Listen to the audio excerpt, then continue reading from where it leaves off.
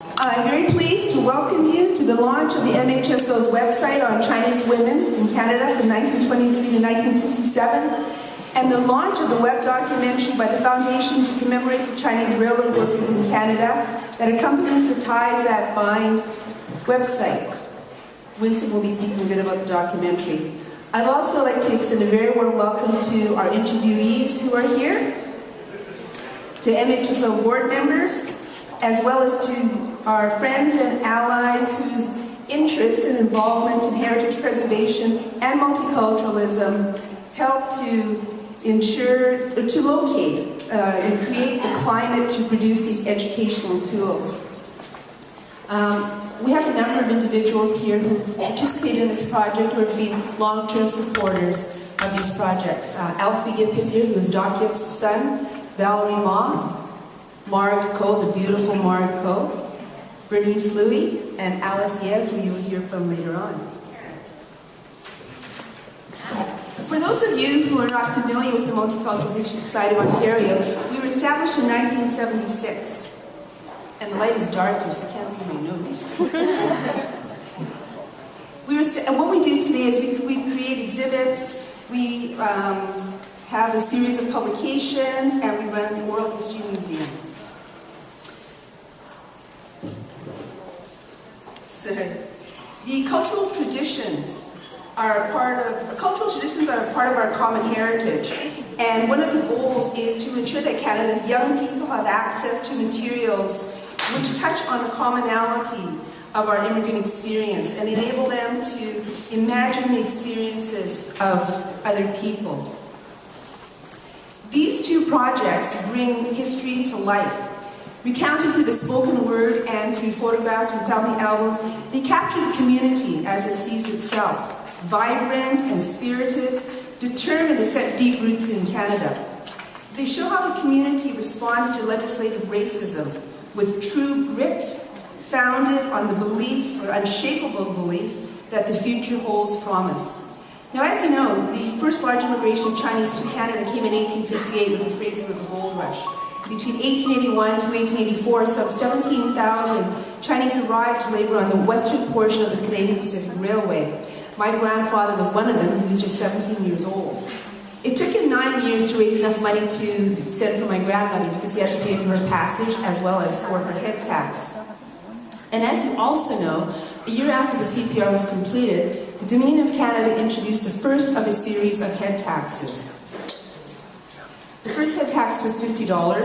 In 1901, it went up to $100, and in 1904, it was $500. My father was born when the head tax was $500, and he grew up in the shadow of the Chinese Immigration Act, which we call the Chinese Exclusion Act. And that act, in 1923, on July 1st, Dominion Day, literally kept families an ocean apart. During the first decade of the Exclusion Act, 1/4 of the Chinese population, almost all men, returned to China. By 1931, the ratio of Chinese men to women was painfully skewed. Ratios like 11 to 1, 15 to 1. In Vancouver, there were 12,000 Chinese men to 1,059 Chinese women. But it was through the efforts of Chinese-Canadian war vets, men and women, and international pressure that Canada reluctantly repealed the Exclusion Act on May 14, 1947. Race was not removed as a ground to prohibit immigration until 1967, and that's when the points system was introduced. Beginning in 1967, because of the Chinese diaspora, Chinese immigrated to Canada from around the world. So we see Chinese who arrived from the West Indies, Jamaica, Trinidad, Guyana, from the Philippines, South America, Central America, from India and Hong Kong. And while racism was a constant to the community, the experiences of Chinese women as an immigrant was defined differently from that of Chinese men. The Chinese-Canadian Women's website offers a window into that world. Chinese-Canadian women were excluded at multiple levels. They were members of an ethnic minority, they represented a small percentage of this group's population, and they have been underrepresented in historical accounts. The website, Chinese Canadian Women 1923 to 1967, employs oral history and family photographs to challenge this exclusion by inserting Chinese Canadian women's voices, memories, and images into public consciousness. Documenting the obstacles and achievements is very important, and we're very pleased to have the voices of women recorded and preserved for future generations. But equally important, if not more so, is the need to ensure that the lessons from the stories collected are learned by both members of the Chinese Canadian community and the wider Canadian community. Lessons of the treatment of immigrants based on ethnicity and race, lessons for young people on how their ancestors developed citizen skills, and glimpses of the challenges of hindsight in constructing history, to name but three. As we in the 21st century continue to try to forge a legitimate Canadian identity, we do well to consider the way to the future, that the way to the future can be facilitated by a look at the past. And one pillar of that identity might be to put into practice the techniques that can be used to remove stereotypes, cliches, and prejudice from places of learning, our work, and play. The stories presented here present Chinese women as active, engaged, productive builders of community in the face of hardship and discrimination. We hope that the testimony you hear serves as more than just stories of discrimination and hardships, but as clues to the lessons to be learned and how we can help to place contemporary issues in a historical context. Okay, we have a list of speakers. I'm going to invite our first speaker, Britt and Julia. Britt Braaten, she is the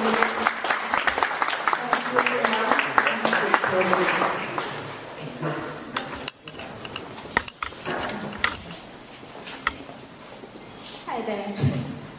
Thank you all so much for coming tonight and helping us celebrate the launch of the website Chinese Canadian Women 1923 to 1967, Inspiration, Innovation, Ingenuity.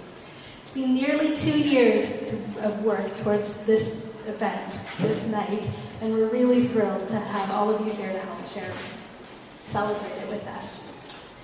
The years 1923 and 1967, as Dora just talked about, they bracketed a period of discriminatory immigration policy. Started with the Exclusion Act in 1923 and ended with the removal of race as a factor in immigration decisions in 1967. Chinese Canadian Women 1923 to 1967 will be an educational resource for teachers, for students, for Chinese Canadians, but also for all Canadians. This website has 4 online exhibits, a collection database with over 1,000 items in it, activities for children and youth, teachers' resources, and links to community engagement sites where you can share your own stories, photos, and add your voice to the conversation around this piece of our history. You're going to get a chance later tonight to go and visit this site. It's set up in the boardroom over there, and I hope you'll all take that opportunity. When we first started preliminary research on this project, we quickly learned that with a few notable exceptions, such as the work of our CEO and our evening's MC, Dora Nipp, historical sources contain very few acknowledgments of Chinese Canadian women's history. In these sources, I was hard-pressed to find stories like that of my grandmother, Irene Lung. I always knew that my grandmother, a quiet and hardworking woman who never said much of her personal history, had experienced more than I could ever understand. Against a backdrop of war and the legislated exclusion of Chinese immigrants, I discovered she risked everything to join her husband in Canada, assuming a false paper identity in 1941 and escaping on the last boat to leave Hong Kong harbor before the Japanese barged the city. My grandmother's story is truly remarkable, but when I spoke to several women and community members, many of whom are present today, and when we listened to the interviews collected from across the country for this project, I learned that her story was one among many remarkable stories of women. women who demonstrated immense courage and humility in the face of incredible hardship. This project team has had the opportunity to record, document, preserve, and promote the history of Chinese Canadian women whose stories are an important part of our shared Canadian heritage. It brings together a variety of stories of survival, isolation, adaptation, strength, community building, and achievement. Combined with historical research, these stories are now preserved for future generations, so that we may understand the sacrifices and obstacles overcome, but also so that we as Canadians may never see the same kind of race and gender discrimination repeated.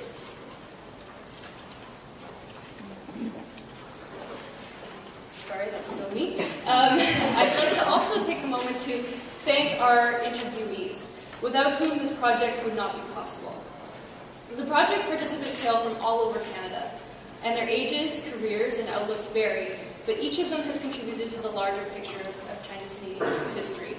So, to name our interviewees, if you'll bear with me here, Shirley Chan, Susan Chu, Mei Chu, Lily Chow, Wei-Sin Choi, Drs. Madeline and Wallace Chung, Paul Do Fu, Dao Fong, Lillian Hong Leonard, Doug Hum, Bernice Hume, Victoria King, Albert Lee, Janet Lee, Loretta Lee, Brenda Joy Lam, Keith Locke, Ruth Lord Malloy, Alice Louie Fine, Raymond Lum, Jan Ma, Valerie Ma, Mary Mohammed, Vera Pon, Emma Kwan, Holly Sue, Peggy Soon, Hoi Tong, Father Thomas Tu, Anita Wong, Claire Wong, Jermaine Wong, Larry Wong, Joanne Wu, Alice Ye, and Judy Michelle Young.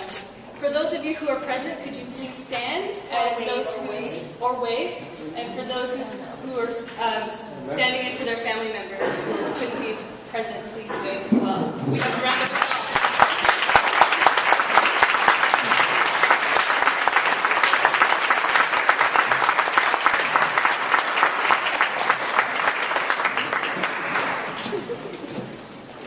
Before I end, I'd like to gratefully acknowledge the financial support from the Government of Canada, specifically the Community Historical Recognition Program, operating under the Citizenship and Immigration Canada. Also, we would not be here tonight if were it not for the countless hours of work from everyone who contributed to this site. So I'm just going to acknowledge a few people, if you allow. Our dedicated project team, which included myself and Julia, as well as Emily Beliveau, Jennifer Harrington, Trudy, Kim, Bethany, Rob, Priscilla, Winston, Louie, Jamie, Susie, Josie Nipp, Joseph Chenida, Emma Alain, Paul Best, Alistair Lee, and Hussein. We'd also like to thank our content advisory group, Dora, Nipp, Carl Thorpe, Elizabeth Price, and Elizabeth McLuhan, all of whom offered valuable guidance throughout the creation of this website. We've had dozens of volunteers help on this website, some of whom you'll see around tonight wearing name tags, and I'd like to call out also to our Serve Canada youth at the back there who helped us out.